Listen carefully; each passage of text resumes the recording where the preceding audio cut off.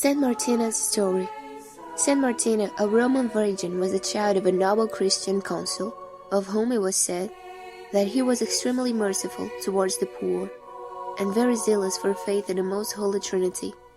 His daughter lost both her parents while she was still very young, and for love of Christ she distributed all she inherited to the poor, that she might be more free to hasten towards martyrdom during the persecution which had recently begun. Under the Emperor Alexander Severus, she was discovered in a church one day by 3 officers of a search party, and commanded to follow them to a temple of Apollo.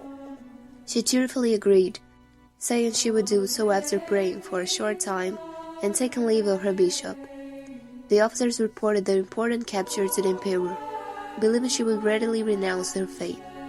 But when he ordered her to speak, she replied that she would sacrifice to none other than a true God, and never to idols, the handiwork of man.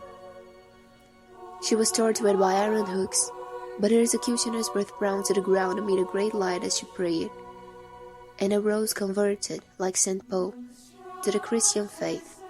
She was tormented again the following day, before the emperor, cruelly scourged while attached by her hands and feet to posts. When one day later she was taken to a temple of Diana, the demon laughed amid horrible screams. Fire from heaven fell and burnt the idol, which in tumbling crushed many of its priests and pagan worshippers. Saint Martina, after suffering other tortures and being spared by an enraged lion in a fire furnace, was finally beheaded. Her death occurred on January 1st during the 4th year of Alexander Severus. Reflection. God calls His saints to Him at every age. Little children turn to Him with faith and love, strong men in their mature years, white-haired grandparents, and servants of God in the golden age, and find martyrs ready to every torment at all epochs of life. What is important is to be ready and to desire the most important day of our life, that of our death.